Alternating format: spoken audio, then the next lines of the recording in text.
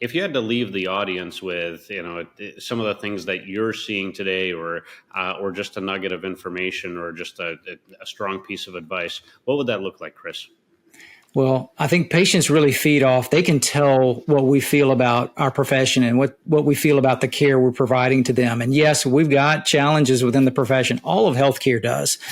But I think our opportunities far outweigh what our challenges are. And if you look at the pipeline, it is just bursting at the seams with new medicines, new treatments, new diagnostic equipment.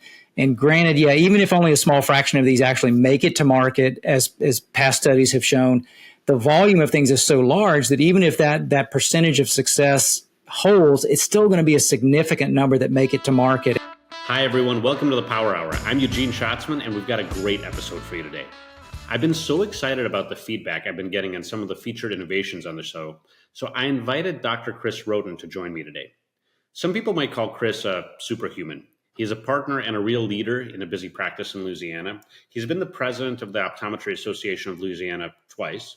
He's won awards from SECO, AOA, Southern College of Optometry. He teaches, he lectures, and he's definitely looking out at the horizon and knows what innovations and opportunities are headed our way. So in this conversation, we discuss some Fortune 100 lessons for practices, but we talk a lot about emerging technology. We cover AI, diagnostic innovations, pharmaceuticals, gene therapy, treatment modalities, just a lot of exciting things that are going to have a massive impact on our industry in the next few years. Throughout the conversation, I really appreciate how optimistic and forward-looking Chris is, and how he's just kind of able to zoom in on the opportunities headed our way. We touch on scope expansion and the many battles that ODs have fought and won, the most recent one being SLT lasers. We also talk about some threats to watch out for and how you can kind of turn those threats into opportunities as well. Chris is an incredible teacher, and you can tell he's really passionate about these innovations and also supporting the whole industry. Before we jump in, I just want to remind you, subscribe on YouTube, Spotify, Apple, or wherever you get your podcasts. And I also want to remind you to get in touch. I enjoy the feedback. I enjoy being a resource for you, and I'm happy to answer questions, or kind of like what we did for the show, take your feedback and help shape future shows. You can reach me on the Power Hour website or at eugeneshatsman.com. And now let's go to today's show with Dr. Chris Wroten.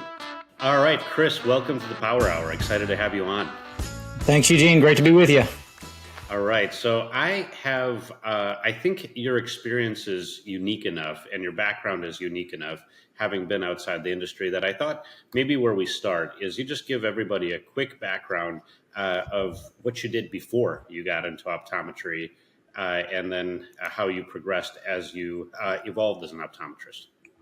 Sure. Well, like a number of my colleagues, I was a non-traditional student. I had some time between finishing undergrad and entering optometry school. So my bachelor's was actually in chemical engineering. And so I worked as an engineer at Exxon, with now Exxon Mobil, then it was Exxon Chemical, for 2 years, and went through their training program. And, it was neat seeing things from a Fortune 100 company's point of view. I had worked for them doing an internship during undergrad, and then hired on full-time afterwards, and was trained to help recruit new engineers, was trained obviously in their business methods and things there at Exxon.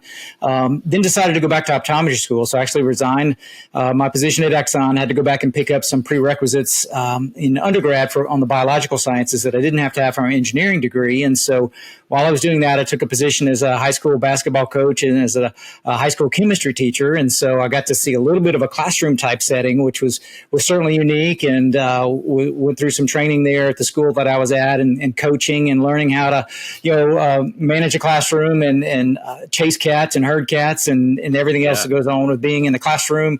And then on the sports field as well with coaching, and walked into a situation where the team happened to be very good. I had nothing to do with it. I just kind of walked into a great situation with my former high school coach, who is now at a larger school, and the team happened to be ranked fourth in the nation by USA Today. And we may not have been the fourth best team in the country, but we were an elite team, and we got to travel all over, and I got to meet a lot of the big name college coaches and sit in on recruiting visits with basically a who's who of Division I power college coaches. So it was really cool. That's an incredible background. And Chris, what drew you to optometry, and why is it that you're in the industry now?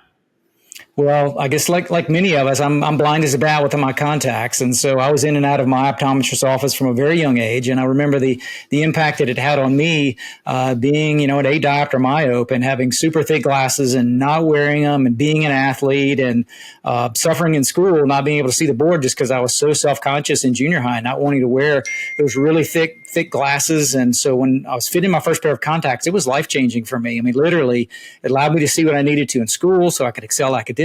It allowed me to excel athletically.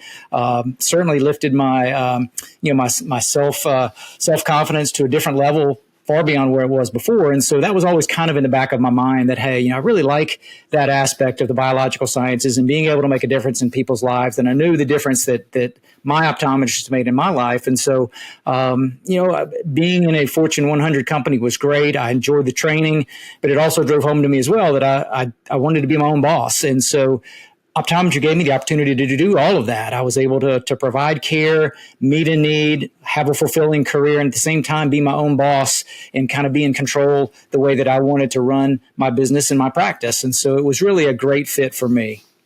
Yeah. And, so now just catch everybody up. You practice, you're a partner in a practice with 5 or 6 ODs. You guys also have an MD on staff, right? Yes. So we've got, I joined my partner, Hunter Bond, here in Southeast Louisiana in 2005. And we've got several office locations, a couple of great associate ODs that work with us. And we've got an ophthalmologist that we actually employ as a 1099 contractor. So we bill all of his surgeries and then pay him out of our business. And so it's worked out very, very well for us.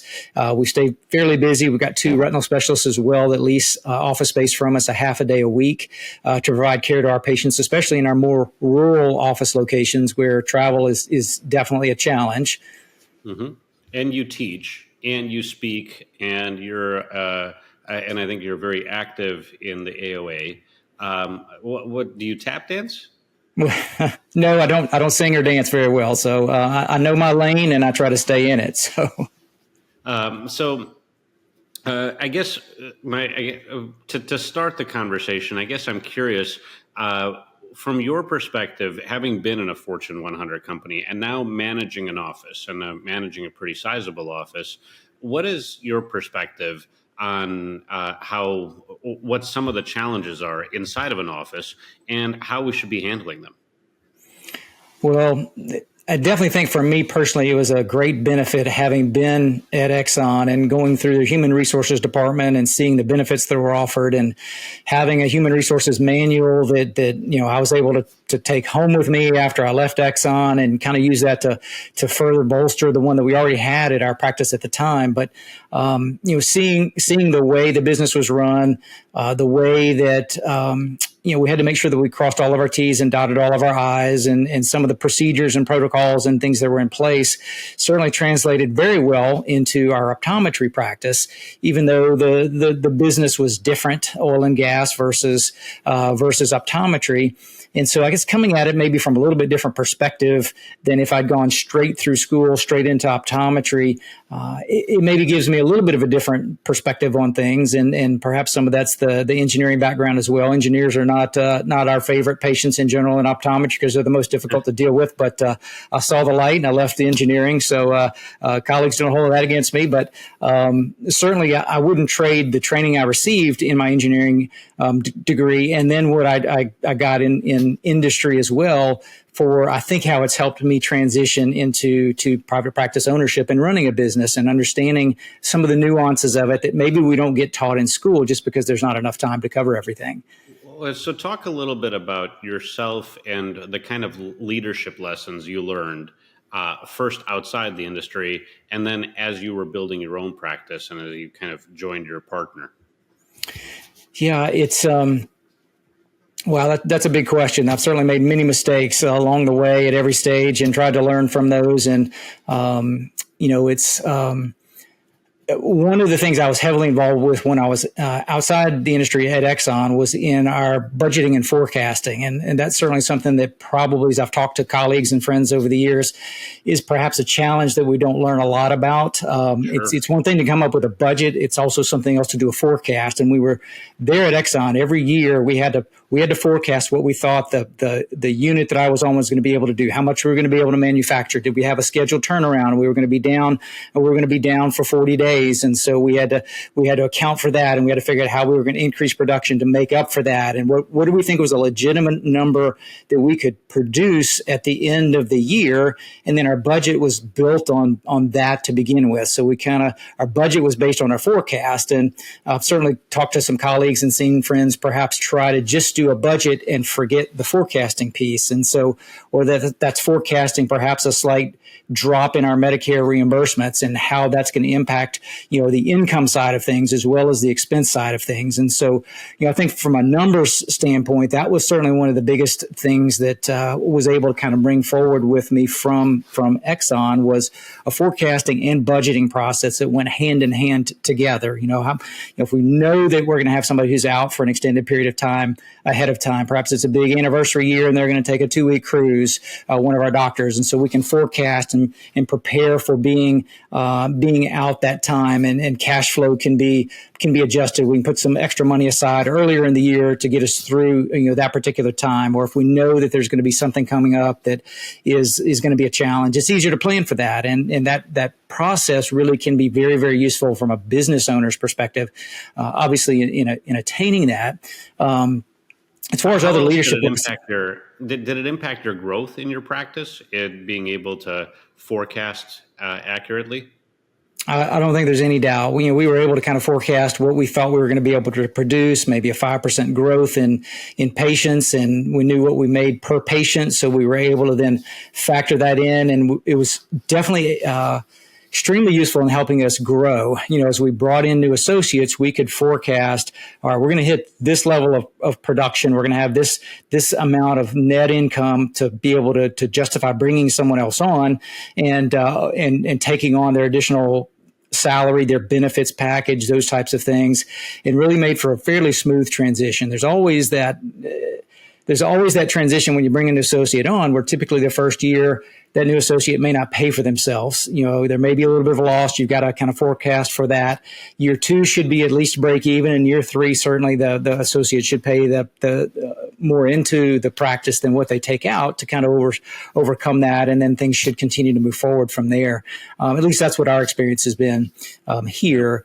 So what about leading people too? I mean, what lessons can people gain from what you bring to the table in your practice? What lessons can you share with others who are, in those stages of growth where they're adding associates or adding staff and developing as leaders?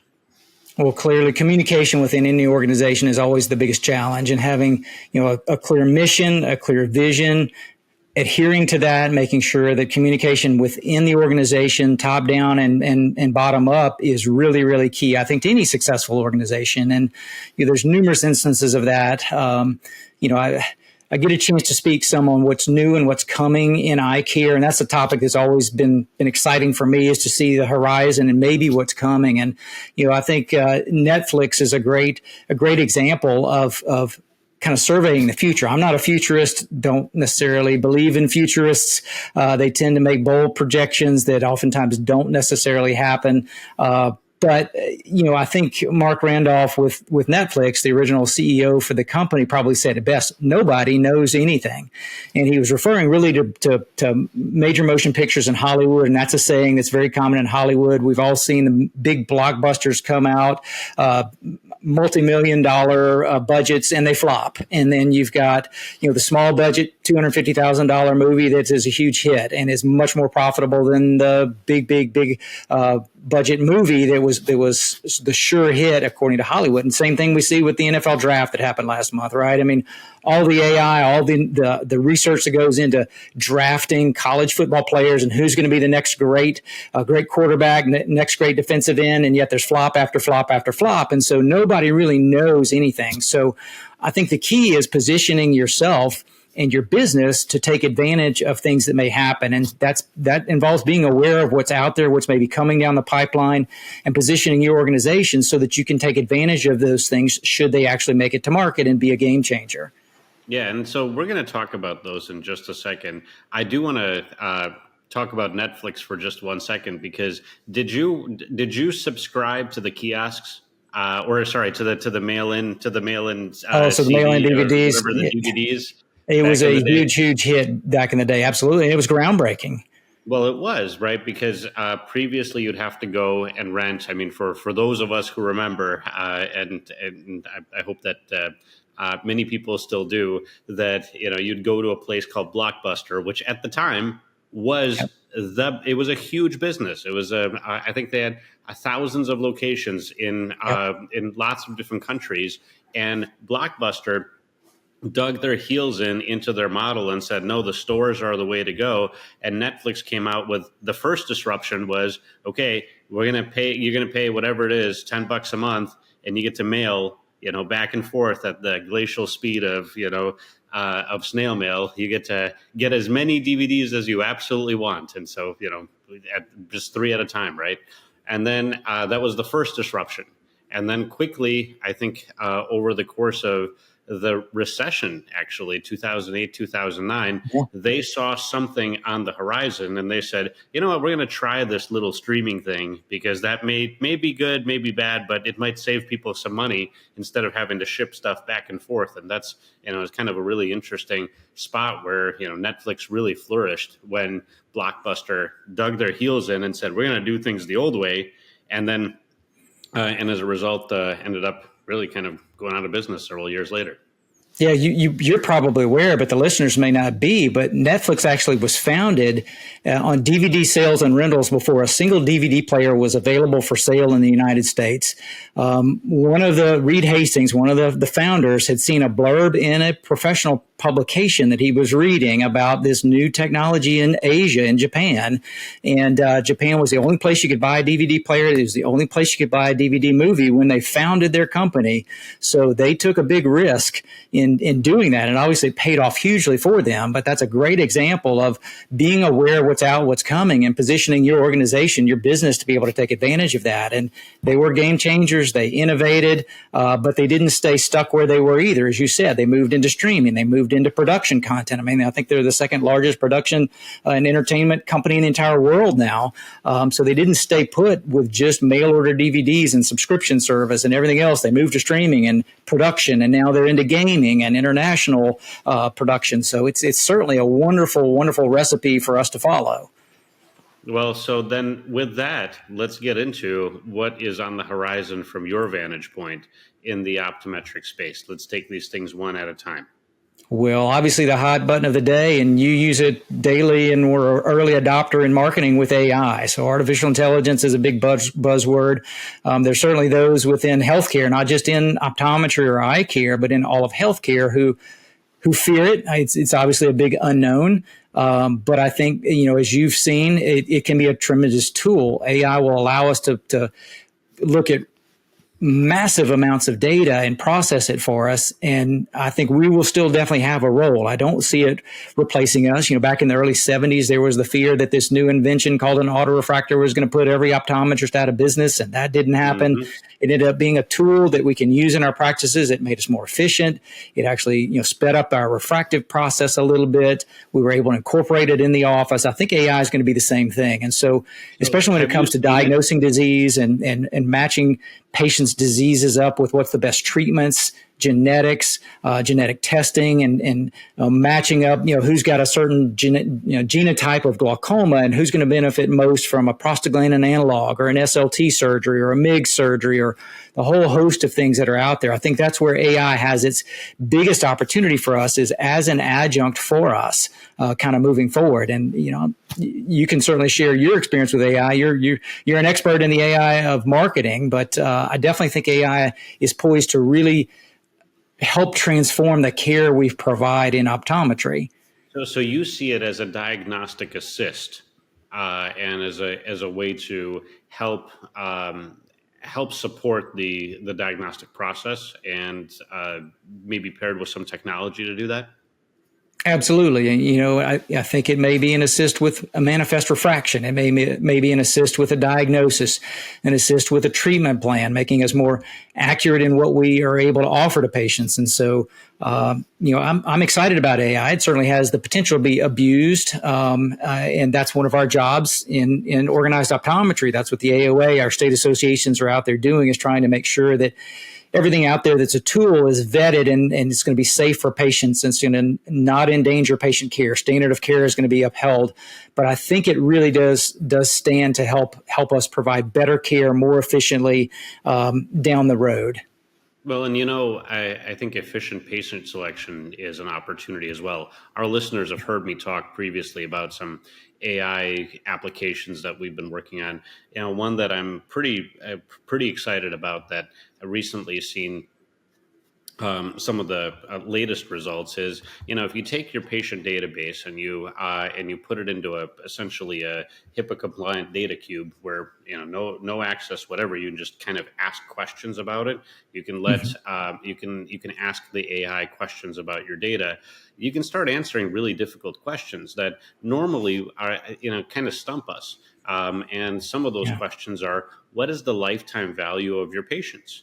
Who is your most profitable patient? It's not usually so easy to answer, because if you think about a profitable patient, well, is it the patient who spends the most amount of money in the optical, or is it the patient who comes back most often? Is it the patient who buys the most expensive thing, or is it the patient who ends up getting the specialty service potentially, but which specialty service? So then you start asking those types of questions, and what you realize is that you can evaluate your patients based off of loyalty, you can evaluate your patients based off of buying behavior, and then you can start identifying trends. Where are those patients coming from? Which location are those patients in? But probably, maybe, which optician are they seeing? Maybe which optometrist are they seeing? And then more importantly, can you link it to some of the demographic data? Maybe they're coming from a particular zip code or a particular employer, or they have a specific age range, or they have a specific insurance. And then you can start really thinking about how you personalize the communication, seeking out those patients so that you can really provide that quality of care if your practice truly specializes in something like that. You're absolutely right. I mean, AI can be clinical in the exam rooms with us, and it can be on the business side and marketing side, and helping us better identify patients. And just as you said, so I really think AI is going to be a nice adjunct across all of the business side and the clinical side of optometry. So have you seen it in practice, and have you played with any of the technology yet? I have a little bit, and it's continuing to be developed. There is an AI-based retinal camera system that is being used to diagnose diabetic retinopathy without the aid of a doctor currently. And so there is one that's FDA approved that's out there. There's several others that are in various stages of development. There was an interesting study that looked at diagnosing diabetic retinopathy. It took a bunch of retinal specialists who were experienced. It took young residents in retina fellowship. It took AI, and then it took AI with a retinal specialist. And the most accurate of all was the doctor with the AI. Once they learned how to use it, the AI by itself did outperform the doctor in this particular study as far as catching small changes that would be considered diabetic retinopathy. But when the doctor and the AI were able to work together, it outperformed the AI alone. And that's, I think, really where the sweet spot is for AI in the exam room, is clinically helping us better identify disease earlier on, enhancing patient outcomes and things of that nature. So, well, and I've heard people argue, and tell me what you would tell them, is that, well, isn't this just replacing the optometrist, or isn't this kind of invading the turf of our industry? Because couldn't you just give that same retinal camera with AI technology to every PCP, and now all of a sudden, they're detecting disease? Well, that's already being done. I mean, and so, the cat's out of the bag there. And so we either rise up and make sure that we continue to be the difference maker, or we do step back and we let somebody take our position. And so there's no doubt, AI cannot interface with patients right now in the way that I can. And so if that AI system diagnoses the patient with diabetic retinopathy, and it may pop up and show them, here's a small hemorrhage in your retina from your diabetes. It really can't yet have an interactive conversation with the patient to really reinforce the importance of blood sugar control. Maybe down the road it'll do that, but right now that is a role that I can still play in explaining what's going on and in interacting face to face in a human being or telemedicine type of format to really drive home the importance and improve compliance for that patient with their medications. And so I think that is certainly an area that AI cannot replace us in at this time. Well, and I think that in some ways that actually works to expand the industry, because if there's early detection being done outside of the optometrist's office, the optometrist is going to get more referrals. Absolutely. That PCP isn't going to sit there and treat eye conditions, right? That PCP is going to say, okay, you got to go see an optometrist. And at that point, the business side of me starts thinking, well, find the guys with that camera or that technology in your town and start building good referral relationships with them. Absolutely. They don't want to manage that. They're not comfortable in managing eye disease. They're happy to diagnose it, but they're not comfortable managing it at the moment. And certainly those relationships are huge. And so that is definitely something that we will want to make sure that we're able to do. Yeah. So what else are you seeing on the horizon, Chris? There's a ton in the pharmaceutical industry in the pipeline that may change the way care is administered, especially to patients who have edema in the retina, whether that's macular edema from diabetes, whether that is age-related macular degeneration with blood and fluid in the back of the eye. Right now, it largely requires an injection into the back of the eye of an anti-VEGF agent. And there's multiple topical drops that are showing efficacy exceeding what our current intravitreal injections are. And it's a drop that's dosed once or twice a day. And typically, that's a patient right now that we're having to send out of our offices to the retinal specialist to get an injection into the eye to get the medicine in, as close to the disease process as possible. And if some of these eye drops are able to do what early clinical trials show, that's going to create a new role for us that we've not had in the past. In the past, we really couldn't do much to treat bleeding and swelling in the back of the eye and the retina. We had to send that out. And if some of these things are approved, it's going to create a whole new volume of patients that we can treat and care for, and especially those of us who have practices in rural areas where there's not a retinal specialist that's easily available or not available very often, really can be a huge game changer for our patients as far as the quality of care and patient outcomes. Well, and that retinal specialist probably is booked weeks and weeks out. No doubt. Whereas in even not necessarily in rural areas, whereas if I could get in to see an optometry, I could get into my local optometry office if I'm a patient. That improves both the patient experience and the quality of care. Absolutely, without question. So win-win-win. Well, you said that this is how far along in clinical trials?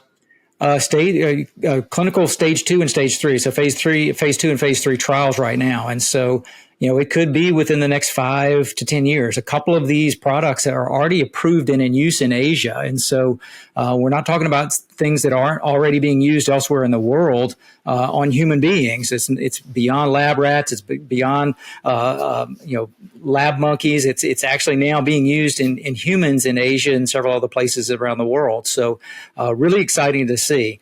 I think... Go ahead. Just like those DVDs from that's right. The Netflix DVD story.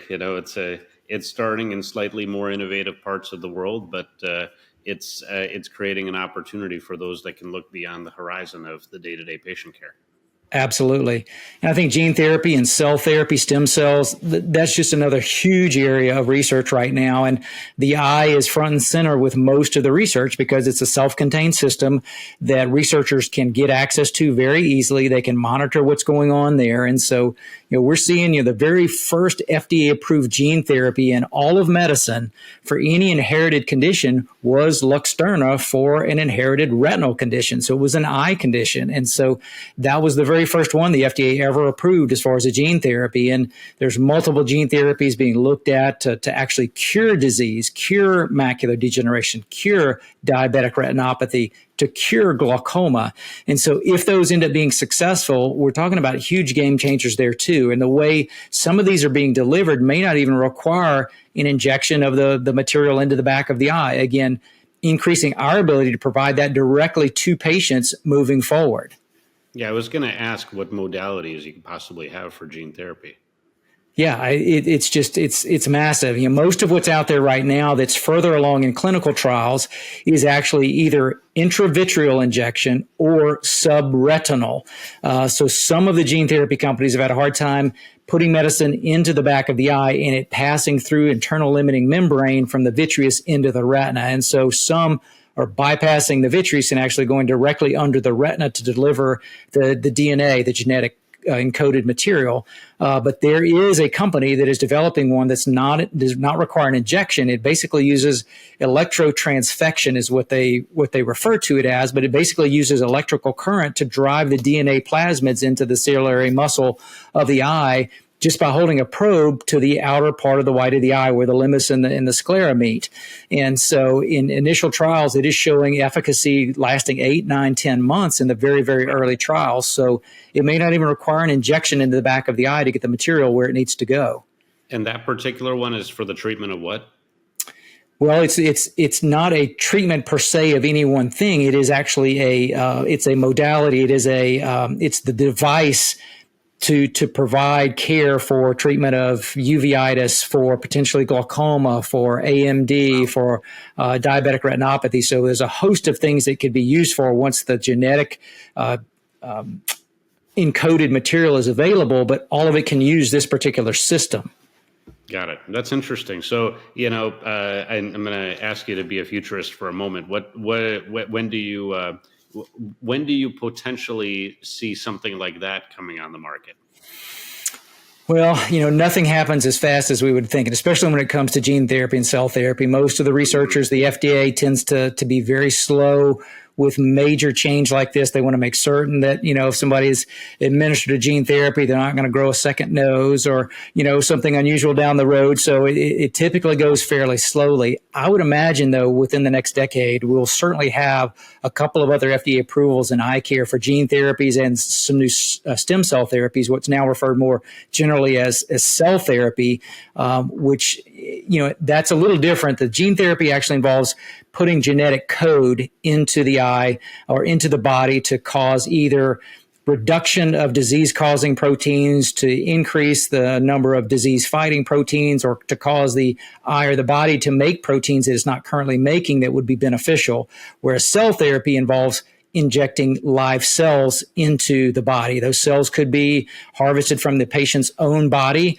They could be pluripotent cells. They could actually be from outside the body from a donor. And so cell therapy and gene therapy are kind of like VHS and beta tapes, or DVDs and Blu-ray and high resolution DVD back in the day, high def DVD, which was going to win. They're both kind of competing for research dollars. So I think there'll probably be a place for both technologies, but they're kind of coming at it from a little bit different perspective.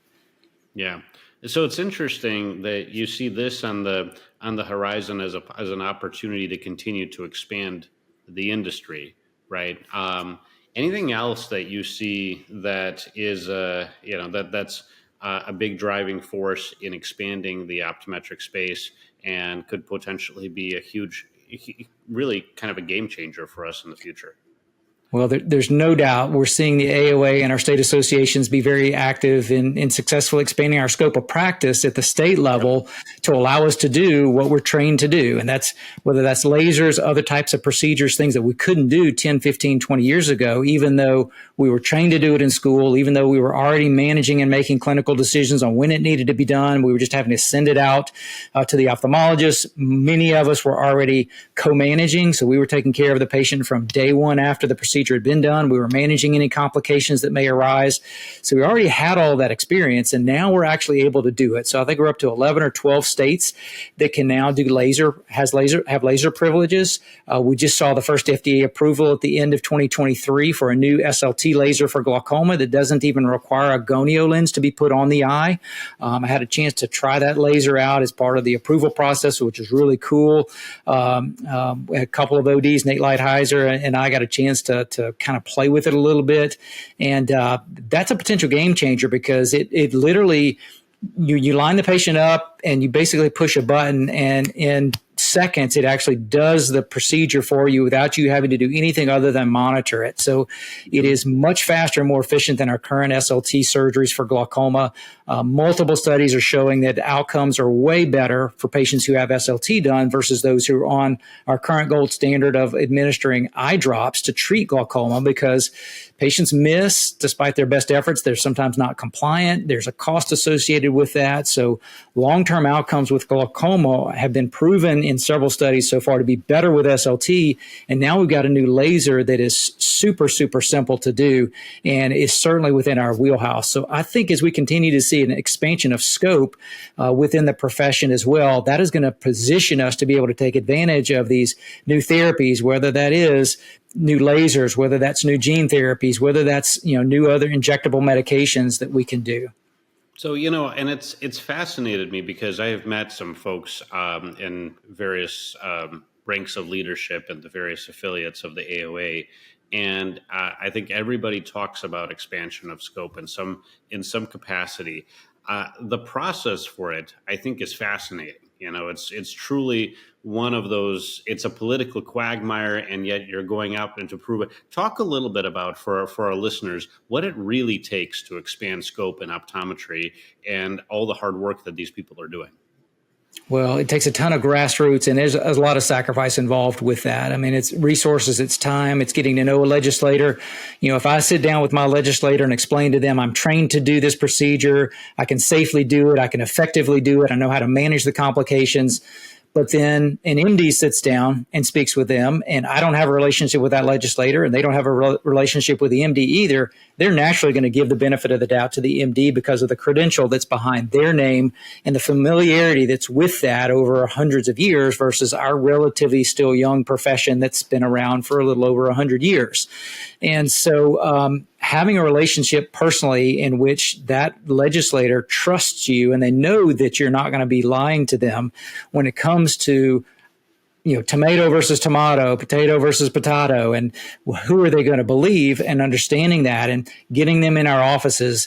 One of my mentors, Jim Sandifer, challenged me early on in my career to reach out to my local state representative and state senator and get them into my office, just take them to lunch, establish a relationship, offer to provide care for them, and let them get to see optometry in action. And that was a huge, huge benefit to creating some relationships where we had the trust factor built in, and we could get them on the phone and explain to them what was going on and why it was needed. And patients are lacking access to care, and ODs are in just about every county or parish here in Louisiana, whereas ophthalmologists are not. And so access to care is a huge, huge issue. And when we can prove that we can safely do these things with great outcomes, it's kind of a no-brainer. It reduces the cost to the healthcare system overall, and because there's fewer visits, there's not redundancy. If I see a patient and I can't do an SLT and I need to send them to an ophthalmologist, the ophthalmologist is typically going to see the patient first, bill an exam for that visit, then bring them back to do the procedure. So that's at least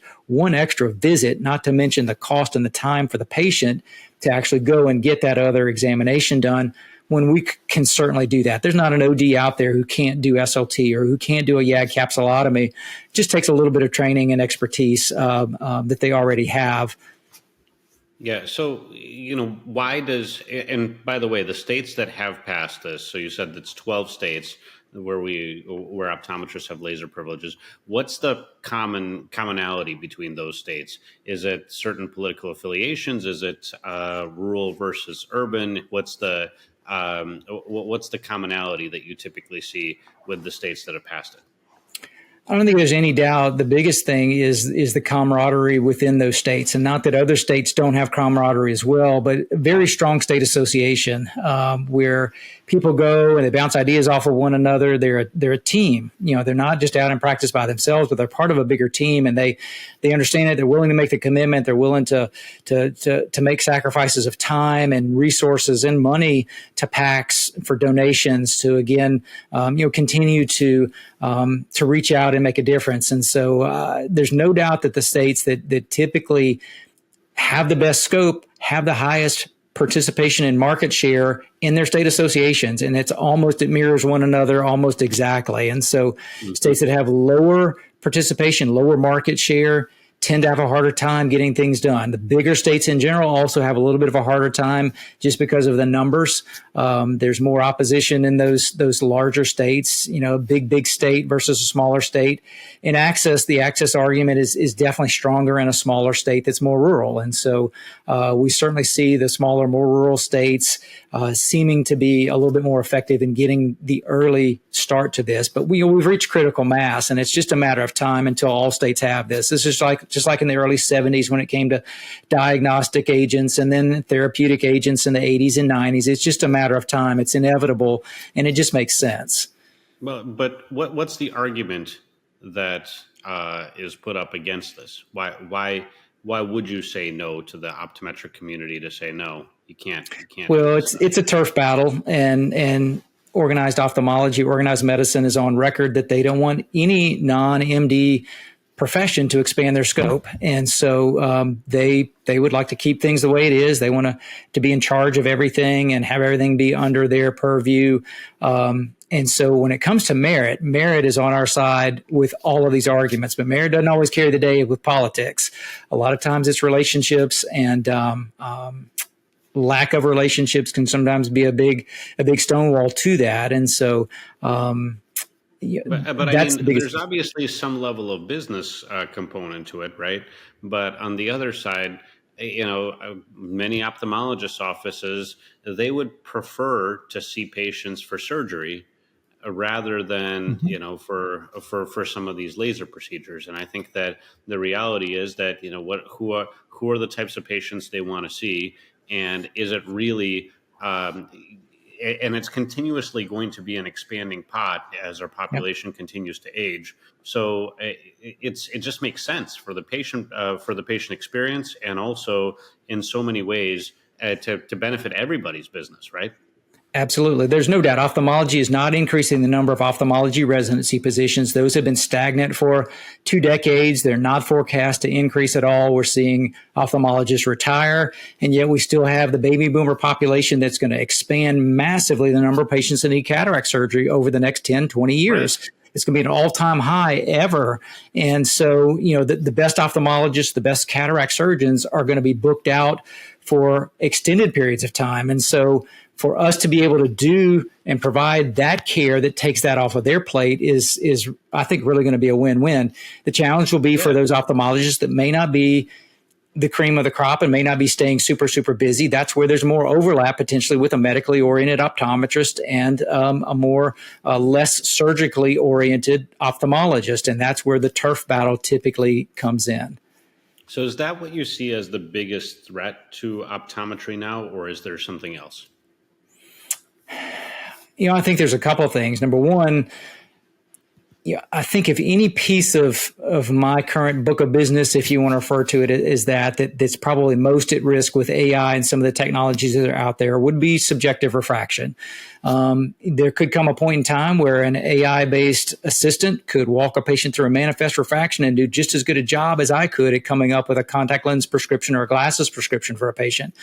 I still think that there's going to be a significant percentage of the population that wants the human interaction there, but there's also be a significant percentage, especially in the younger population, who are going to be happy to embrace perhaps more of an AI type of model there. And so I think that's what's most at risk. And yet at the same time, too, as enamored as I am with the ability to do procedures and lasers and the new pharmaceuticals that are coming out and new procedures, I don't want the profession to ever lose our refractive roots, because that is something that's very tangible to patients. I can diagnose a patient with glaucoma before their first nerve fiber ever dies. I can protect them from going blind.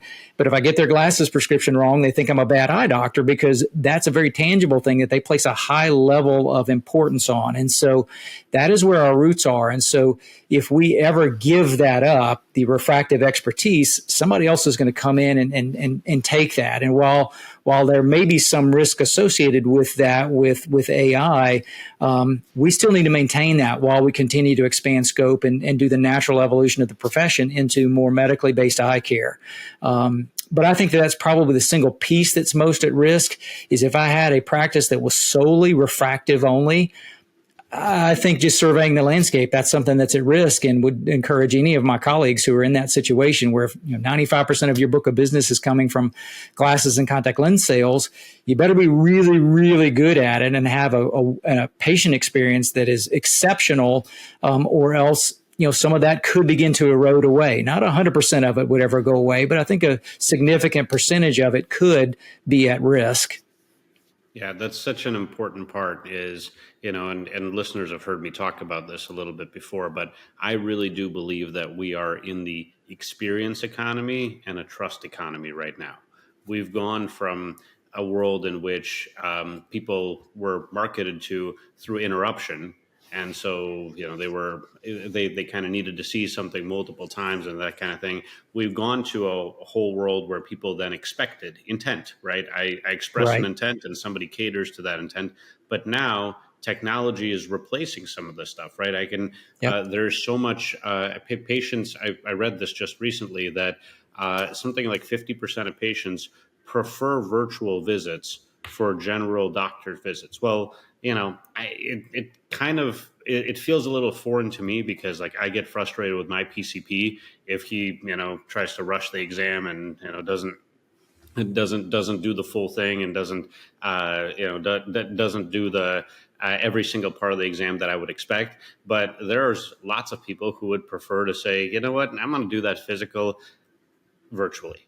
And that, doesn't quite make sense to me, but I think that we have to be able to understand that that's where the population's headed. And so I completely agree with the statement that you just made, Chris, which is that if you are focused on something that could be an at-risk option or could be replaced with a virtual visit at some point in the future, then you really need to double down on experience and trust. Your patients need to trust that you have their best interests in mind. You really need to talk about all of the different elements of that experience that they are going through. You're not just, make sure that you're not just shoving their head in a white box and, then saying, okay, Mrs. Jones, everything looks great. Really explain to them every single thing that you did so they understand and trust the recommendations that you're making more than they would trust the recommendations of someone who hadn't put them through that level of thorough examination or really looked at them that way. And that's where I think trust and experience are going to be key to helping optometrists avoid the risk associated with, patients getting refractions virtually. But I agree with you. That's a real threat. And what else would you advise? Well, certainly, I think that's a big piece. And you back to your trust and advisement piece. That's another reason we have to stay abreast of what's going on and what's out there, what's new and what's coming. As patients are asking us for advice, we've got to be able to vet those things as best we can. We've got to be staying up to speed as best we can with some of the new technologies that have been approved and are coming out so that we can make an honest, accurate, well-vetted recommendation to our patients, because, I can make recommendations, but if I don't know what I'm talking about, it won't be long before a patient understands that. And then they begin to lose that trust. And once trust is lost, it's extremely difficult to recover, as you well know. And so I think staying abreast of what's out there, surveying the landscape, watching what's coming down in clinical trials, when a new piece of equipment is approved for diagnosis or whether a new medication comes out, getting our hands on it, beginning to use it and try it and getting some real clinical experience with it. So we're not just going by what the sales rep comes into our office and places down, because that's obviously going to be biased, not necessarily going to be untrue, but it's going to be biased for sure. And if I tell a patient XYZ is going to happen if you use this medication and it doesn't happen, well, that's the first erosion of trust. And the next thing, when I make another recommendation for a glasses prescription or a contact lens, and it's just a snowball downhill effect. And I think really staying on top of things is going to be very, very critical to being able to make those recommendations that our patients need and want and deserve. Chris, do you personally like the complex patients or the easy patients in your office? Well, I'm not going to lie. There are times when it is nice if you get behind a little bit. You'd like that easy patient to come in there, but I am most satisfied with a complicated patient. Somebody else maybe has given up on them or told them they don't have hope. and they come into my office and I get a chance to really try to dig in and see what I can do to maybe make a difference and enhance their quality of life. Because really and truly, that's what it's about. Yeah, we like to help patients see better. We like to make their vision more comfortable. We like to treat disease, get rid of redness and pain and everything else. But our patients care about enhanced quality of life, and whatever that may be, whether that's aesthetics. More and more optometrists are moving into aesthetic procedures as well, that let patients look better and feel better about themselves. And we already do that. I mean, that's just a natural next step for us, is moving into some of the skin and procedures that actually make the face. Especially if you spent 80 grand on an IPL machine, you gotta do something else with it too, right? Absolutely. Besides just dry eye. And so it's great for dry eye, but it's also great that it rejuvenates the skin and makes it look younger. And we're sitting there staring at what patients look at all the time on Zoom calls and webinars and whatnot, and in the mirror. And so those are areas that we all get asked about. What can I do to get rid of these fine lines and wrinkles around my eye, Dr. Wroten? And now we've got things that we can do. And it's cash paying, cash generating procedures that, we're the experts in the anatomy of the eye, much more so than a dentist. My dentist has got signs up saying, ask me about Botox for crow's feet around your eyes. And yes, she's a great dentist and does a lot of injections, but she doesn't know the anatomy of the eye and the eyelids the way that I do. And so those are areas also, I think, that are opportunities for us moving forward that perhaps in the past we didn't necessarily think about. But how many of us have ever prescribed a redness reliever for a patient to help their eyes get whiter, even though there maybe wasn't something wrong that we could clinically identify? Or we took a patient like me who was in Coke bottle thick glasses and we fit them in a contact lens, which helped them aesthetically look better and feel more confident about themselves. Or we take that patient who needs a bifocal, we put them in a progressive instead of a flat top 28. I mean, all of those are technically cosmetic or aesthetic procedures that we're doing for patients. So this is just a natural next outgrowth of that. Well, and I like to say that we're in the optical, where many providers make their money. We're not really in the medical device business. We're in the fashion business. And Absolutely. The fashion business is all about self-image. So I completely agree with you. I think aesthetics is a natural extension of optometry if you do it right. I think that there are, in having served aesthetic only practices in our marketing work, I can tell you that while it's a business that sometimes appears simple on the outside, it is just as complicated, and there's lots and lots of nuances and lots of learnings, and it's not heavily regulated. And I'm a little worried that when it comes to when it's offered in a more widespread way by folks with medical degrees in their offices, it's going to get more and more regulated. And I think that we're going to have to stay on top of that too. No doubt. So I think, this has been a fantastic conversation as we've talked about, trends that are coming up, things we got to watch out for, and really just a couple, even leadership and perspective lessons. If you had to leave the audience with, some of the things that you're seeing today, or just a nugget of information, or just a strong piece of advice, what would that look like, Chris? Well, I think patients really feed off. They can tell what we feel about our profession and what we feel about the care we're providing to them. And yes, we've got challenges within the profession. All of healthcare does. But I think our opportunities far outweigh what our challenges are. And if you look at the pipeline, it is just bursting at the seams with new medicines, new treatments, new diagnostic equipment.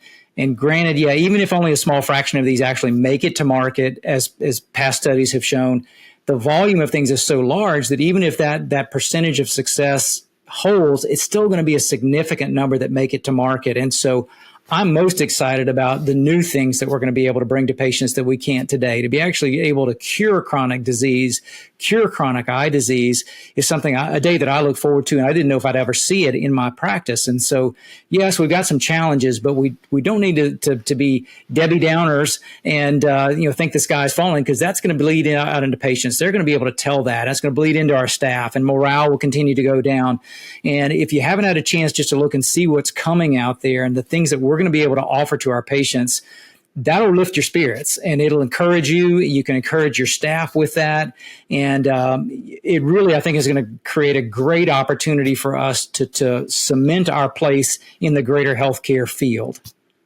Well said, Chris. And, I love the positive direction and really the optimistic perspective that you have. And truthfully, everything we're talking about here is an expansion of the industry. We're growing the optometric space, we're growing the optometric industry, and just grateful to collaborate with you. And it was really enjoyed being on stage with you a few months ago, and truly just continue to learn from you. Thank you so much for the conversation today. Well, it's been my pleasure, Eugene, and certainly wish you continued success. Thank you. If you're enjoying the Power Hour, you might be asking yourself, what can I do today in my practice that's going to make an impact? So over the years, the practice coaches and consultants at the Power Practice have helped thousands of practices improve. And they often start with one thing, and that's a proprietary methodology called the Practice Profitability Audit. For about $2,400, they look at all of your practice numbers and they stack them up against where a practice of your size could and should be. It takes about a week for them to do. And because they're so experienced, they know what your potential looks like. And they're often able to take that $2,400, multiply it several times over, and hand it right back to you in found profits in your practice in months, not years, in months. But you get to keep the much more profitable practice for years afterwards. But here's the best news. I'm going to tell you how you can have the Practice Profitability Audit completely free. See, we're really trying to get people onto the show website, which is, by the way, powerpractice.com. And then you click the Power Hour podcast button. The reason we want you there is because I want the audience participation. I want to hear your feedback, and I want to know how to make the show better for you. So you can interact with us, send us your feedback, offer your suggestions. And for a limited time, when you go there, you can also request a Practice Profitability Audit for free. Right. We're going to cover 100% of the cost, but only for 5 people per month. And 5 people per month is all we really have capacity for, because this is a resource intensive audit and the Power Practice coaches are generally busy serving their clients. But for 5 people a month, they've agreed to cover 100% of the cost. So it's totally free to you. So again, take action immediately in your practice. Go to powerpractice.com, click on the Power Hour podcast, interact with us, but also request a Practice Profitability Audit today.